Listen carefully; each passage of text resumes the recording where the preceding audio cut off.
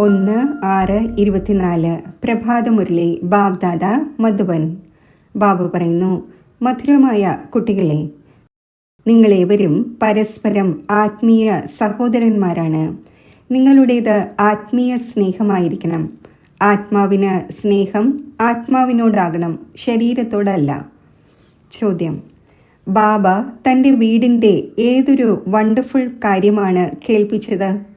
ഉത്തരം: ഏതെല്ലാം ആത്മാക്കൾ എൻ്റെ വീട്ടിൽ വരുന്നുവോ അവർ അവരവരുടെ സെക്ഷനിൽ തങ്ങളുടെ നമ്പർ അനുസരിച്ച് ഫിക്സ് ആകുന്നു. അത് ഒരിക്കലും ഇളകുകയോ ഉലയുകയോ ചെയ്യുകയില്ല. അവിടെ എല്ലാ ധർമ്മത്തിലുള്ള ആത്മാക്കളും എൻ്റെ സമീപത്ത് വസിക്കുന്നു. അവിടെ നിന്നും നമ്പർ അനുസരിച്ച് അവരവരുടെ സമയത്ത് പാർട്ട് അഭിനയിക്കുവാൻ വരുന്നു. ഈ വണ്ടർഫുൾ നോളജ് ഈ സമയത്ത് കൽപ്പത്തിൽ ഒരു തവണ തന്നെയാണ് നിങ്ങൾക്ക് ലഭിക്കുന്നത്. മറ്റാർക്കും ഈ നോളജ് നൽകുവാൻ സാധിക്കില്ല. ഓം ശാന്തി. ബാബ ഇരുന്ന് കുട്ടികൾക്ക് മനസ്സിലാക്കിച്ചു തരുന്നു. കുട്ടികൾക്കറിയാം, നമ്മൾ ആത്മാക്കളെ ബാബ മനസ്സിലാക്കിക്കുകയാണ്.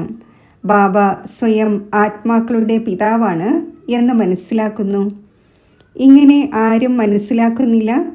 സ്വയം ആത്മാവാണ് എന്ന് മനസ്സിലാക്കൂ എന്ന് ആർക്കും ഒരിക്കലും മനസ്സിലാക്കിക്കാനും സാധിക്കില്ല. ബാബ തന്നെയാണ് ഇത് ആത്മാക്കളെ ഇരുന്ന് മനസ്സിലാക്കിക്കുന്നത്. ഈ ജ്ഞാനത്തിനുള്ള പ്രാപ്തി പുതിയ ലോകത്തിൽ നേടുന്നവരാണ് നിങ്ങൾ, പുരുഷാർത്ഥത്തിൻ്റെ നമ്പർ അനുസരിച്ച്. ഈ ലോകം മാറാൻ പോകുന്നുവെന്നും മാറ്റുന്നവൻ ബാബയാണ് എന്നും എല്ലാവർക്കും ഓർമ്മയുണ്ടായിരിക്കുന്നില്ല. ഇവിടെ മുന്നിലിരിക്കുകയാണ്. വീട്ടിൽ പോകുമ്പോൾ മുഴുവൻ ദിവസവും തൻ്റെ ജോലിയിലും മറ്റും തന്നെ മുഴുകിപ്പോകുന്നു. ബാബയുടെ ശ്രീമത്താണ്, കുട്ടികളെ, എവിടെ കഴിയുമ്പോഴും നിങ്ങൾ എന്നെ ഓർമ്മിക്കൂ. ഏതുപോലെ കന്യക ആയിരിക്കുമ്പോൾ എനിക്ക് ഏതൊരു പതിയായിരിക്കും ലഭിക്കുക എന്നത് അവരറിയുന്നില്ല. ചിത്രം കാണുമ്പോൾ അയാളുടെ ഓർമ്മ നിലനിൽക്കുന്നു. എവിടെ കഴിഞ്ഞാലും അന്യോന്യം രണ്ടുപേരും ഓർമ്മിക്കുന്നു. ഇതിനെ ഭൗതിക സ്നേഹം എന്ന് പറയുന്നു. ഇതാണ് ആത്മീയ സ്നേഹം. ആത്മീയ സ്നേഹം ആരോടാണ്? കുട്ടികൾക്ക് ആത്മീയ പിതാവിനോടും കുട്ടികൾക്ക് കുട്ടികളോടും. കുട്ടികളായ നിങ്ങൾക്കും പരസ്പരം വളരെ സ്നേഹമുണ്ടായിരിക്കണം. അതായത് ആത്മാക്കൾക്ക് ആത്മാക്കളോടും സ്നേഹം വേണം. ഈ ശിക്ഷണവും ഇപ്പോൾ കുട്ടികളായി നിങ്ങൾക്ക് ലഭിക്കുന്നു. ലോകത്തിലെ മനുഷ്യർക്ക് ഒന്നും അറിയില്ല. നിങ്ങളേവരും സഹോദരന്മാരാണ്. അപ്പോൾ പരസ്പരം തീർച്ചയായും സ്നേഹം ഉണ്ടായിരിക്കേണ്ടതാണ്. കാരണം ഒരു പിതാവിൻ്റെ കുട്ടികളാണല്ലോ. ഇതിനെ പറയുന്നത് ആത്മീയ സ്നേഹം എന്നാണ്. ഡ്രാമ പ്ലാൻ അനുസരിച്ച് കേവലം പുരുഷോത്തമ സംഗമയുഗത്തിൽ തന്നെയാണ് ആത്മീയ പിതാവ് വന്ന് ആത്മീയ കുട്ടികളെ നേരിട്ട് മനസ്സിലാക്കിയിരിക്കുന്നത്. കുട്ടികൾ അറിയുന്നുണ്ട്, ബാബ ഇവിടെ വന്നിരിക്കുകയാണ്. കുട്ടികളായ നമ്മളെ പുഷ്പങ്ങളും പവിത്രവും പതിതത്തിൽ നിന്നും പാവനവുമാക്കി കൂടെ കൊണ്ടുപോകും. കയ്യിൽ പിടിച്ചു കൊണ്ടുപോകുന്നു എന്നൊന്നുമല്ല. വെട്ടുകിളികളുടെ കൂട്ടം പോകുന്നത് പോലെ എല്ലാ ആത്മാക്കളും പറക്കും. അവർക്കും ഒരു ഗൈഡ് ഉണ്ടായിരിക്കും. ഗൈഡിനോടൊപ്പം മറ്റ് ഗൈഡ്സും ഉണ്ടായിരിക്കും. അത് ഫ്രണ്ടിൽ ഉണ്ടായിരിക്കും. മുഴുവൻ കൂട്ടവും എപ്പോഴാണോ ഒരുമിച്ച് പോകുന്നത് അപ്പോൾ വളരെയധികം ശബ്ദമുണ്ടാകുന്നു. സൂര്യൻ്റെ പ്രകാശത്തെ പോലും തടയുന്നു. ഇത്രയും വലിയ കൂട്ടമാണ്. ആത്മാക്കളായ നിങ്ങളുടേത് എത്ര വലിയ എണ്ണമറ്റ കൂട്ടമാണ്. ഒരിക്കലും എണ്ണാൻ സാധിക്കുന്നില്ല. ഇവിടെ മനുഷ്യരെ എണ്ണുവാൻ സാധിക്കില്ല. ജനസംഖ്യ എടുക്കുന്നുണ്ടെങ്കിലും ആക്യുറേറ്റായി എടുക്കുന്നില്ല. ആത്മാക്കൾ എത്രയുണ്ട് ആ കണക്ക് ഒരിക്കലും എടുക്കാൻ സാധിക്കില്ല. സത്യയുഗത്തിൽ എത്ര മനുഷ്യരുണ്ടായിരിക്കും എന്ന് കണക്കാക്കപ്പെടുന്നു. കാരണം കേവലം ഭാരതം മാത്രമാണ് അവശേഷിക്കുന്നത്. നിങ്ങളുടെ ബുദ്ധിയിലുണ്ട്, നമ്മൾ വിശ്വത്തിൻ്റെ അധികാരി ആയിക്കൊണ്ടിരിക്കുകയാണ്. ആത്മാവ് ശരീരത്തിലായിരിക്കുമ്പോൾ ജീവാത്മാവാണ്. അപ്പോൾ രണ്ടും ഒരുമിച്ചാണ് സുഖമോ ദുഃഖമോ അനുഭവിക്കുന്നത്. ആത്മാവ് തന്നെയാണ് പരമാത്മാവെന്നും അതൊരിക്കലും ദുഃഖം അനുഭവിക്കുന്നില്ല, നിർലേപമാണ് എന്നും വളരെയധികം ആളുകൾ വിചാരിക്കുന്നു. ധാരാളം കുട്ടികൾ ഈ കാര്യത്തിൽ പോലും കുഴങ്ങി പോകുന്നു. അതായത് നമ്മൾ സ്വയം ആത്മാവാണ് എന്ന നിശ്ചയം വരുത്താം. എന്നാൽ ബാബയെ എവിടെ ഓർമ്മിക്കണം? ബാബ പരംധാം നിവാസിയാണ് എന്നത് അറിയുന്നുണ്ട്. ബാബ തൻ്റെ പരിചയം നൽകി. എവിടെയും നടക്കുമ്പോഴും സഞ്ചരിക്കുമ്പോഴും ബാബയെ ഓർമ്മിക്കൂ. ബാബ വസിക്കുന്നത് പരംധാമത്തിലാണ്. നിങ്ങളുടെ ആത്മാവും അവിടെയാണ് വസിക്കുന്നത്. പിന്നെ ഇവിടെ പാർട്ട് അഭിനയിക്കാൻ വരുന്നു. ഈ ജ്ഞാനവും ഇപ്പോൾ ലഭിച്ചിരിക്കുന്നു. നിങ്ങൾ ദേവതയായിരിക്കുമ്പോൾ ഇന്ന ഇന്ന ധർമ്മത്തിലുള്ള ആത്മാക്കൾ മുകളിലുണ്ട് എന്നത് നിങ്ങൾക്കവിടെ ഓർമ്മയുണ്ടായിരിക്കില്ല. മുകളിൽ നിന്നും വന്ന് ഇവിടെ ശരീരം ധാരണ ചെയ്ത് പാർട്ട് അഭിനയിക്കുന്നു എന്ന ചിന്ത അവിടെ ഉണ്ടായിരിക്കില്ല. ബാബയും പരംധാമത്തിൽ വസിക്കുന്നു എന്നത് മുൻപ് അറിയാമായിരുന്നില്ല. അവിടെ നിന്നും ഇവിടെ വന്ന് ശരീരത്തിൽ പ്രവേശിക്കുന്നു. ഇപ്പോൾ ആ ഒന്ന് ഏത് ശരീരത്തിൽ പ്രവേശിക്കുന്നു എന്ന് തൻ്റെ അഡ്രസ്സ് പറഞ്ഞു തരുന്നു. അഥവാ നിങ്ങൾ ശിവബാബ കെയർ ഓഫ് പരംധാം എന്ന് എഴുതുകയാണെങ്കിൽ പരംധാമത്തിലേക്ക് കത്തുപോവുക സാധ്യമല്ല. അതിനാൽ ശിവബാബ കെയർ ഓഫ് ബ്രഹ്മ എന്നാണ് എഴുതുന്നത്. പിന്നെ ഇവിടുത്തെ അഡ്രസ്സ് വയ്ക്കുന്നു. കാരണം നിങ്ങൾക്കറിയാം ബാബ ഇവിടെ തന്നെയാണ് വരുന്നത്. ഈ രഥത്തിൽ പ്രവേശിക്കുന്നു.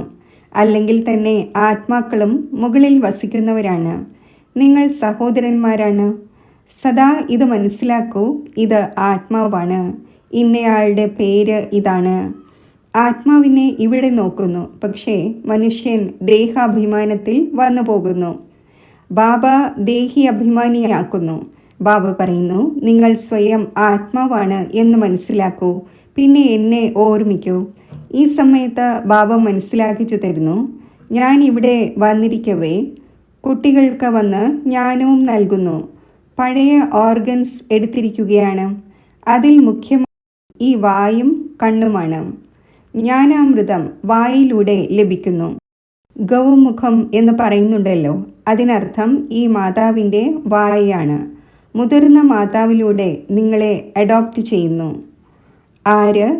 ശിവബാബ. ആ ഒന്ന് ഇവിടെ ഉണ്ടല്ലോ. ഈ ജ്ഞാനം മുഴുവനും ബുദ്ധിയിൽ ഉണ്ടായിരിക്കേണ്ടതാണ്. ഞാൻ നിങ്ങളെ പ്രജാപിത ബ്രഹ്മാവിലൂടെ അഡോപ്റ്റ് ചെയ്യുന്നു. അപ്പോൾ ഇത് മാതാവുമായി. നീ മാതാവും പിതാവും നമ്മൾ നിന്റെ ബാലകർ എന്ന് പാടപ്പെടുകയും ചെയ്യുന്നു. അപ്പോൾ ആ ഒന്ന് സർവ്വ ആത്മാക്കളുടെയും പിതാവാണ്. ആ ഒന്നിനെ മാതാവ് എന്ന് പറയില്ല, അത് പിതാവ് തന്നെയാണ്. പിതാവിൽ നിന്നും സമ്പത്ത് ലഭിക്കുന്നു. പിന്നെ മാതാവ് ആവശ്യമാണ്. ആ ഒന്ന് ഇവിടെ വരുന്നു. ഇപ്പോൾ നിങ്ങൾക്ക് മനസ്സിലായി, ബാബ മുകളിൽ വസിക്കുന്നു. നമ്മൾ ആത്മാക്കളും മുകളിൽ വസിക്കുന്നു. പിന്നെ ഇവിടെ വരുന്നു പാർട്ട് അഭിനയിക്കുവാൻ. ലോകത്തിന് ഈ കാര്യങ്ങളെക്കുറിച്ച് ഒന്നും അറിയില്ല. അവരാണെങ്കിൽ കല്ലിലും മൺകട്ടയിലും പരമാത്മാവുണ്ട് എന്ന് പറയുന്നു. എങ്കിൽ പിന്നെ എണ്ണമറ്റതായേനെ. ഇതിനെ പറയുന്നത് ഘോര അന്ധകാരം എന്നാണ്. ജ്ഞാന സൂര്യൻ പ്രകടമായി, അജ്ഞാന അന്ധകാരം വിനാശമായി എന്ന് മഹിമയുമുണ്ട്. ഈ സമയത്ത് നിങ്ങൾക്ക് ജ്ഞാനമുണ്ട്. ഇത് രാവണ രാജ്യമാണ്. അത് കാരണം അന്ധകാരമാണ്. അവിടെയാണെങ്കിൽ രാവണ രാജ്യമേ ഉണ്ടായിരിക്കുന്നില്ല. അതിനാൽ ഒരു വികാരവുമില്ല, ദേഹാഭിമാനവുമില്ല. അവിടെ ആത്മാഭിമാനിയായി കഴിയുന്നു. ആത്മാവിന് ജ്ഞാനമുണ്ട്. ഇപ്പോൾ ചെറിയ കുട്ടിയാണ്. ഇപ്പോൾ നമ്മൾ യുവാവായിരിക്കുന്നു. ഇപ്പോൾ വൃദ്ധ ശരീരമായിരിക്കുകയാണ്. അതിനാൽ ഇപ്പോൾ ഈ ശരീരം ഉപേക്ഷിച്ച് മറ്റൊന്ന് എടുക്കേണ്ടതുണ്ട്. അവിടെ ഇന്നയാൾ മരിച്ചുപോയി എന്ന് പറയുന്നില്ല. അത് അമരലോകം തന്നെയാണ്. സന്തോഷത്തോടെ ഒരു ശരീരം ഉപേക്ഷിച്ച് മറ്റൊന്നെടുക്കുന്നു. ഇപ്പോൾ ആയുസ് പൂർത്തിയായി. ഇതുപേക്ഷിച്ച് പുതിയതെടുക്കണം. അതിനാൽ സന്യാസിമാർ സർപ്പത്തിൻ്റെ ഉദാഹരണം നൽകുന്നു. ഉദാഹരണം വാസ്തവത്തിൽ ബാബയാൽ നൽകപ്പെട്ടതാണ്. അത് പിന്നെ സന്യാസിമാർ എടുക്കുന്നു. അപ്പോൾ ബാബ പറയുന്നു, ഞാൻ നിങ്ങൾക്ക് നൽകുന്ന ഈ ഒരു ജ്ഞാനം പ്രായേണ ലോപിച്ചു പോകുന്നു. ബാബയുടെ വാക്കുകളുമുണ്ട്, ചിത്രവുമുണ്ട്.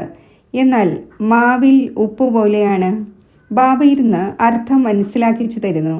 ഇതുപോലെ സർപ്പം പഴയ പടം പൊഴിക്കുന്നു, പുതിയ തോൽ വരുന്നു. അതിൻ്റെ കാര്യത്തിൽ ഒരു ശരീരം ഉപേക്ഷിച്ച് മറ്റൊന്നിൽ പ്രവേശിക്കുന്നു എന്ന് പറയില്ല. അങ്ങനെയല്ല. പടം പൊഴിക്കുന്നതിൻ്റെ ഉദാഹരണം ഒരു സർപ്പത്തിൻ്റേത് മാത്രമാണ്. ആ തോൽ അതിന് കാണുവാനും കഴിയുന്നു. ഒരു വസ്ത്രം മാറുന്നത് പോലെ സർപ്പവും തോൽ ഉപേക്ഷിക്കുന്നു, മറ്റൊന്ന് ലഭിക്കുന്നു. സർപ്പം ജീവനോട് തന്നെ ഇരിക്കുന്നു, സദാ അമരമായി ഇരിക്കുന്നു എന്നൊന്നുമല്ല. 2-3 പടം പൊഴിച്ച ശേഷം പിന്നെ മരിച്ചു പോകും. അവിടെയും നിങ്ങൾ സമയമാകുമ്പോൾ ഒരു തോൽ ഉപേക്ഷിച്ച് മറ്റൊന്ന് എടുക്കുന്നു. ഇപ്പോൾ നമുക്ക് ഗർഭത്തിലേക്ക് പോകേണ്ടതുണ്ട് എന്ന് അറിയുന്നു. അവിടെയുള്ളത് യോഗബലത്തിൻ്റെ കാര്യമാണ്. യോഗബലത്തിലൂടെയാണ് നിങ്ങൾ ജനിക്കുന്നത്. അതിനാൽ അമരം എന്ന് പറയുന്നു. ആത്മാവ് പറയുന്നു, ഇപ്പോൾ ഞാൻ വൃദ്ധാവസ്ഥയിലായി, ശരീരം പഴയതായി, സാക്ഷാത്കാരം ഉണ്ടാകുന്നു. ഇപ്പോൾ ഞാൻ പോയി ചെറിയ കുട്ടിയാകും. സ്വയമേ ശരീരം ഉപേക്ഷിച്ച് ആത്മാവ് ഓടിപ്പോയി ചെറിയ കുട്ടിയിൽ പ്രവേശിക്കുന്നു. ആ ഗർഭത്തെ ജയിൽ എന്നല്ല, കൊട്ടാരം എന്നാണ് പറയുന്നത്. ഫലം അനുഭവിക്കേണ്ടി വരും വിധം പാപമൊന്നും ഇല്ല. ഗർഭകൊട്ടാരത്തിൽ സുഖമായി കഴിയുന്നു. ദുഃഖത്തിൻ്റെ ഒരു കാര്യവുമില്ല. രോഗാവസ്ഥ ഉണ്ടാകുന്ന തരത്തിലുള്ള മോശമായ വസ്തുക്കളൊന്നും കഴിപ്പിക്കുന്നില്ല. ഇപ്പോൾ ബാബ പറയുന്നു, കുട്ടികളെ, നിങ്ങൾക്ക് നിർവാണധാമത്തിലേക്ക് പോകേണ്ടതുണ്ട്. ഈ ലോകം മാറേണ്ടതുണ്ട്. പഴയതിൽ നിന്നും പിന്നെ പുതിയതാകും. ഓരോ വസ്തുവും മാറുന്നു. വൃക്ഷത്തിൽ നിന്നും വിത്ത് വരുന്നു. പിന്നെ വിത്ത് നടുകയാണെങ്കിൽ എത്ര ഫലം ലഭിക്കുന്നു? ഒരു വിത്തിൽ നിന്നും എത്ര കണങ്ങൾ വരുന്നു? സത്യയുഗത്തിൽ ഒരേ ഒരു കുട്ടിയാണ് ജനിക്കുന്നത്, യോഗബലത്തിലൂടെ. ഇവിടെ വികാരത്തിലൂടെ 4-5 കുട്ടികളെ ജനിപ്പിക്കുന്നു. സത്യയുഗവും കലിയുഗവും തമ്മിൽ വളരെയധികം വ്യത്യാസമുണ്ട്. അത് ബാബ പറഞ്ഞു തരുന്നു. പുതിയ ലോകം പിന്നെ എങ്ങനെ പഴയതാകുന്നു? അതിൽ ആത്മാവ് എങ്ങനെയാണ് 84 ജന്മമെടുക്കുന്നത്? ഇതും മനസ്സിലാക്കിച്ചു തന്നു. ഓരോ ആത്മാവും അവരവരുടെ പാർട്ട് അഭിനയിച്ച ശേഷം എപ്പോൾ പോകുമോ അപ്പോൾ അവരവരുടെ സ്ഥാനത്ത് പോയി നിൽക്കും. സ്ഥാനം മാറുന്നില്ല. അവരവരുടെ ധർമ്മത്തിൽ തങ്ങളുടെ സ്ഥാനത്ത് നമ്പർ അനുസരിച്ച് നിൽക്കുന്നുണ്ടാകും. പിന്നെ നമ്പർ അനുസരിച്ച് തന്നെയാണ് താഴേക്ക് വരേണ്ടത്. അതിനാൽ മൂലവതനത്തിൻ്റെ ചെറിയ ചെറിയ മോഡൽസ് ഉണ്ടാക്കി വയ്ക്കുന്നു. എല്ലാ ധർമ്മങ്ങൾക്കും അവരവരുടേതായ സെക്ഷനുണ്ട്. ദേവി ദേവതയാണ് ആദ്യത്തെ ധർമ്മം. പിന്നെ നമ്പർ അനുസരിച്ച് വരുന്നു. നമ്പർ അനുസരിച്ച് തന്നെയാണ് പോയി വസിക്കുന്നത്. നിങ്ങളും നമ്പർ അനുസരിച്ച് പാസ്സാകുന്നു. ആ മാർക്കിൻ്റെ കണക്കനുസരിച്ച് സ്ഥാനം നേടുന്നു. ബാബയുടെ ഈ പഠനം കൽപ്പത്തിൽ ഒരേ ഒരു തവണയാണ് നടക്കുന്നത്. ആത്മാക്കളായി നിങ്ങളുടെ വംശാവലി വൃക്ഷം എത്ര ചെറുതായിരിക്കും? നിങ്ങളുടേത് ഇത്രയും വലിയ വൃക്ഷമാണ്. കുട്ടികളായി നിങ്ങൾ ദിവ്യ ദൃഷ്ടിയിലൂടെ കണ്ട ശേഷം ഇവിടെ ഇരുന്ന് ചിത്രവും മറ്റും ഉണ്ടാക്കിയിരിക്കുന്നു. ആത്മാവ് എത്ര ചെറുതാണ്, ശരീരം എത്ര വലുതാണ്. എല്ലാ ആത്മാക്കളും അവിടെ പോയി ഇരിക്കും. വളരെ കുറച്ച് സ്ഥലത്ത് സമീപത്ത് പോയി വസിക്കുന്നു. മനുഷ്യരുടെ വൃക്ഷം എത്ര വലുതാണ്. മനുഷ്യർക്ക് നടക്കുവാൻ, ചുറ്റി സഞ്ചരിക്കാൻ, കളിക്കാൻ, പഠിക്കുവാൻ, തൊഴിൽ ചെയ്യുവാൻ സ്ഥലം വേണമല്ലോ. എല്ലാം ചെയ്യുന്നതിന് സ്ഥലം ആവശ്യമാണ്. നിരാകാരി ലോകത്തിൽ ആത്മാക്കളുടെ ചെറിയൊരു സ്ഥാനമായിരിക്കും ഉണ്ടായിരിക്കുക. അതിനാൽ ഈ ചിത്രങ്ങളിലും കാണിച്ചിരിക്കുന്നു. മുൻകൂട്ടി തയ്യാറാക്കപ്പെട്ട നാടകമാണ്. ശരീരം ഉപേക്ഷിച്ച് ആത്മാക്കൾക്ക് അവിടെ പോകേണ്ടതുണ്ട്. കുട്ടികളായ നിങ്ങളുടെ ബുദ്ധിയിലുണ്ട്, നമ്മൾ അവിടെ എങ്ങനെ വസിക്കുന്നു, മറ്റ് ധർമ്മത്തിലുള്ളവർ എങ്ങനെയാണ് വസിക്കുന്നത്, പിന്നെ എങ്ങനെയാണ് നമ്പർ അനുസരിച്ച് പ്രത്യേകമാകുന്നത്. ഈ എല്ലാ കാര്യങ്ങളും നിങ്ങളെ കൽപ്പകൽപ്പങ്ങളിൽ ഒരേ ഒരു ബാബ വന്ന് കേൾപ്പിക്കുന്നു. ബാക്കിയെല്ലാം ഭൗതിക പഠനമാണ്. അതിനെ ആത്മീയ പഠനം എന്ന് പറയുവാൻ സാധിക്കില്ല. ഇപ്പോൾ നിങ്ങൾ അറിയുന്നുണ്ട്, നമ്മൾ ആത്മാവാണ്. ഐ എന്നാൽ ആത്മാവ്, മൈ എന്നാൽ ഇത് എൻ്റെ ശരീരം. മനുഷ്യർ ഇതറിയുന്നില്ല. അവർക്ക് സദാ ഉണ്ടായിരിക്കുന്നത് ദേഹത്തിൻ്റെ സംബന്ധമാണ്. സത്യയുഗത്തിലും ദേഹത്തിൻ്റെ സംബന്ധം ഉണ്ടായിരിക്കും. എന്നാൽ അവിടെ നിങ്ങൾ ആത്മാഭിമാനിയായി വസിക്കുന്നു. ഞാൻ ആത്മാവാണ്, എൻ്റെ ശരീരം ഇപ്പോൾ വൃദ്ധാവസ്ഥയിലായി, അതിനാൽ ആത്മാവായ ഞാൻ ഒരു ശരീരം ഉപേക്ഷിച്ച് മറ്റൊന്നെടുക്കുന്നു എന്നത് അവിടെ അറിയാമായിരിക്കും. ഇതിൽ കുഴങ്ങിപ്പോകേണ്ട ഒരു കാര്യവുമില്ല. കുട്ടികളായ നിങ്ങൾക്ക് ബാബയിൽ നിന്നും രാജപദം നേടണം. തീർച്ചയായും പരിധിയില്ലാത്ത പിതാവാണല്ലോ. മനുഷ്യർ ജ്ഞാനം പൂർണ്ണമായും മനസ്സിലാക്കാത്തത് വരെയും അനേകം ചോദ്യങ്ങൾ ചോദിക്കുന്നു. ജ്ഞാനമുള്ളത് നിങ്ങൾ ബ്രാഹ്മണർക്കാണ്. വാസ്തവത്തിൽ നിങ്ങൾ ബ്രാഹ്മണരുടെ ക്ഷേത്രവും അജ്മീറിലുണ്ട്. ഒന്നാണ് പുഷ്കരണി ബ്രാഹ്മണർ, മറ്റൊന്നാണ് സാർസിദ്ധി. അജ്മീറിൽ ബ്രഹ്മാവിൻ്റെ ക്ഷേത്രം കാണുവാൻ പോകുന്നു. ബ്രഹ്മാവ് ഇരിക്കുന്നു, താടിയും മറ്റും നൽകിയിരിക്കുകയാണ്. അദ്ദേഹത്തെ മനുഷ്യരൂപത്തിൽ കാണിച്ചിരിക്കുന്നു. ബ്രാഹ്മണരായ നിങ്ങളും മനുഷ്യൻ്റെ രൂപത്തിലാണ്. ബ്രാഹ്മണരെ ദേവത എന്ന് പറയുന്നില്ല. സത്യമായ ബ്രാഹ്മണരായ നിങ്ങൾ ബ്രഹ്മാവിൻ്റെ സന്താനമാണ്. അവർ ബ്രഹ്മാവിൻ്റെ സന്താനമൊന്നുമല്ല. പിന്നീട് വരുന്നവർക്ക് ഇത് മനസ്സിലാകുന്നില്ല. നിങ്ങളുടെ ഈ വിരാട് രൂപമുണ്ട്. ഇത് ബുദ്ധിയിൽ ഓർമ്മയുണ്ടായിരിക്കണം. ഇത് മുഴുവൻ നോളജാണ്. അത് നിങ്ങൾക്ക് ആരെയെങ്കിലും നല്ല രീതിയിൽ മനസ്സിലാക്കിക്കാൻ സാധിക്കും. നമ്മൾ ആത്മാക്കളാണ്, ബാബയുടെ സന്താനങ്ങളാണ്. ഇത് യഥാർത്ഥ രീതിയിൽ മനസ്സിലാക്കി ഈ നിശ്ചയം ഉറപ്പിക്കണം. ഇത് യഥാർത്ഥമായ കാര്യമാണ്. എല്ലാ ആത്മാക്കളുടെയും പിതാവ് ഒരു പരമാത്മാവാണ്. എല്ലാവരും ആ ഒന്നിനെ ഓർമ്മിക്കുന്നു. ഹേ ഭഗവാൻ എന്ന് മനുഷ്യരുടെ വായിൽ നിന്നും തീർച്ചയായും വരുന്നു. പരമാത്മാവ് ആരാണ്? ഇത് ബാബ വന്ന് മനസ്സിലാക്കിക്കാത്തത് വരെയും ആരും അറിയുന്നില്ല. ബാബ മനസ്സിലാക്കിച്ചു തന്നിട്ടുണ്ട്. ഈ ലക്ഷ്മി നാരായണൻ വിശ്വത്തിൻ്റെ അധികാരിയായിരുന്നു. ഇവർക്കേ അറിയാമായിരുന്നില്ല. അപ്പോൾ ഋഷിമുനിമാർക്ക് പിന്നെ എങ്ങനെ അറിയുവാൻ സാധിക്കും? ഇപ്പോൾ നിങ്ങൾ ബാബയിലൂടെ അറിയുന്നു. നിങ്ങൾ ആസ്തികരാണ്. കാരണം നിങ്ങൾ രചയിതാവിനെയും രചനയുടെ ആദി മധ്യ അന്ത്യത്തെയും അറിയുന്നു. ചിലർ നല്ല രീതിയിൽ അറിയുന്നു, ചിലർ കുറവാണ്. ബാബ മുന്നിൽ വന്ന് പഠിപ്പിക്കുന്നു. പിന്നെ ചിലർ നല്ല രീതിയിൽ ധാരണ ചെയ്യുന്നു, ചിലർ ധാരണ ചെയ്യുന്നത് കുറവാണ്. പഠനം തികച്ചും സിമ്പിളുമാണ്, വലുതുമാണ്. ബാബയിൽ ഇത്രമാത്രം ജ്ഞാനമുണ്ട്. അതായത് സാഗരത്തെ മഷിയാക്കിയാലും അവസാനം കണ്ടെത്തുവാൻ സാധിക്കില്ല. ബാബ സഹജമാക്കി മനസ്സിലാക്കിച്ചു തരുന്നു. ബാബയെ അറിയണം, സ്വദർശന ചക്രധാരിയാകണം. ഇത്രമാത്രം. ശരി, മധുരമധുരമായ സിഖിലതെ കുട്ടികൾക്ക് മാതാവും പിതാവുമായ ബാബ് ദാദയുടെ സ്നേഹസ്മരണകൾ. Good morning. ആത്മീയ പിതാവിൻ്റെ ആത്മീയ കുട്ടികൾക്ക് നമസ്തേ. ധാരണയ്ക്കുള്ള മുഖ്യസാരം: സദാ ഓർമ്മ സഹജമായി ഉണ്ടായിരിക്കട്ടെ. അതിനുവേണ്ടി നടക്കുമ്പോഴും ചുറ്റി സഞ്ചരിക്കുമ്പോഴും ഇത് ചിന്തിക്കണം: ഞാൻ ആത്മാവാണ്. പരംധാം നിവാസിയായ ആത്മാവ് ഇവിടെ പാർട്ട് അഭിനയിക്കുവാൻ വന്നിരിക്കുന്നു. ബാബയും പരംധാമത്തിൽ വസിക്കുന്നു. ആ ഒന്ന് ബ്രഹ്മാവിൻ്റെ ശരീരത്തിൽ വന്നിരിക്കുകയാണ്. ഏതുപോലെ ആത്മീയ പിതാവിനോട് ആത്മാവിന് സ്നേഹമുണ്ട്, അതേപോലെ പരസ്പരവും ആത്മീയ സ്നേഹത്തോടെ കഴിയണം. ആത്മാവിന് ആത്മാവിനോടായിരിക്കണം സ്നേഹം, ശരീരത്തോടല്ല. ആത്മാഭിമാനി ആകുന്നതിൻ്റെ പൂർണ്ണ അഭ്യാസം ചെയ്യണം. വരദാനം: പരിധിയുള്ള കാമനകളിൽ നിന്നും മുക്തമായിരുന്ന് സർവ ചോദ്യങ്ങൾക്കും ഉപരിയായിരിക്കുന്ന സദാ പ്രസന്ന ചിത്തരായി ഭവിക്കട്ടെ.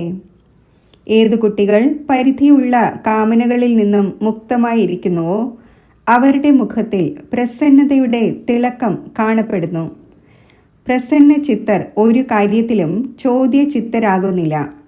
അവർ സദാ നിസ്വാർത്ഥിയും സദാ എല്ലാവരെയും കുറ്റമറ്റവരായി അനുഭവിക്കുകയും ചെയ്യും. മറ്റാരുടെയും മേൽ കുറ്റം ചുമത്തുകയില്ല. ഏതൊരു പരിതസ്ഥിതി വന്നാലും കണക്കുകൾ സമാപ്തമാക്കുന്ന ഏതെങ്കിലും ആത്മാവ് എതിരിടാൻ വന്നുകൊണ്ടിരുന്നാലും, ശരീരത്തിൻ്റെ കർമ്മഭോഗം എതിരിടാൻ വന്നുകൊണ്ടിരുന്നാലും, സന്തുഷ്ടത കാരണം അവർ സദാ പ്രസന്നചിത്തരായിരിക്കും. സ്ലോഗൻ: വ്യർത്ഥത്തിൻ്റെ ചെക്കിംഗ് അറ്റൻഷനോടെ ചെയ്യൂ, അലക്ഷ്യ രൂപത്തിലല്ല. ഓം ശാന്തി.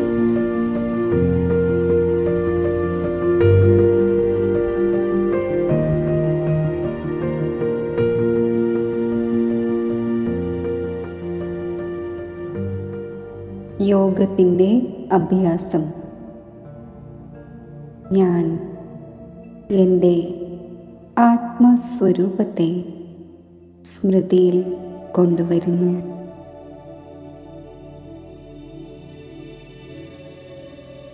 മസ്തകമധ്യത്തിൽ പ്രകാശിക്കുന്ന ആത്മനക്ഷത്രത്തിൽ എൻ്റെ മനസ്സിനെ സ്ഥിരമാക്കുന്നു.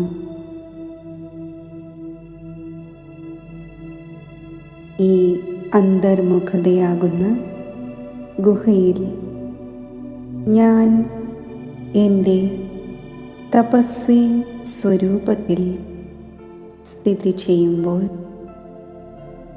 സ്വച്ഛവും ശക്തിശാലിയുമായ എൻ്റെ ആത്മസ്വരൂപത്തിൻ്റെ അനുഭവത്തിൽ ഞാൻ സ്ഥിതി ചെയ്യുന്നു.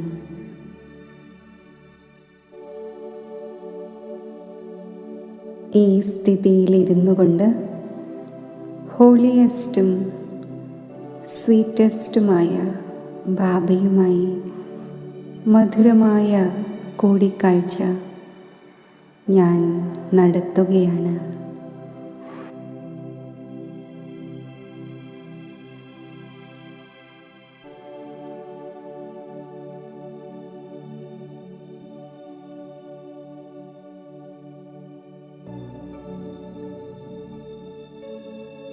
ബാബയുടെ കൂട്ടുകെട്ടിൻ്റെ ആത്മീയ അലൗകിക നിറം എന്നിൽ പതിയുമ്പോൾ ഞാനും ഹോളി ഹംസമായി മാറുന്നു.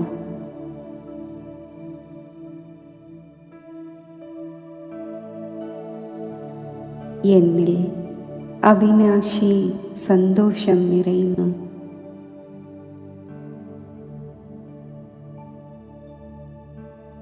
ഞാൻ എൻ്റെ ഹോളിയസ്റ്റ് സ്ഥിതിയിൽ സ്ഥിതി ചെയ്യുന്നു.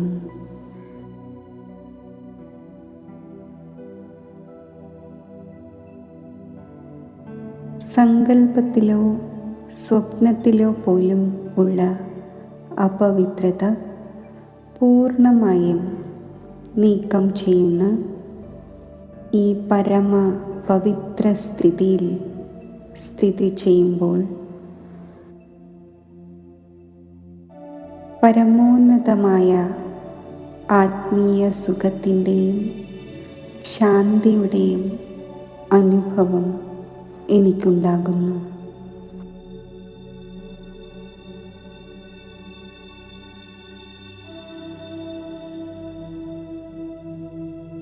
ഈ അനുഭവത്തിൻ്റെ കിരണങ്ങൾ എന്നിൽ നിന്നും മുഴുവൻ വിശ്വത്തിലേക്കും വ്യാപിക്കുന്നു.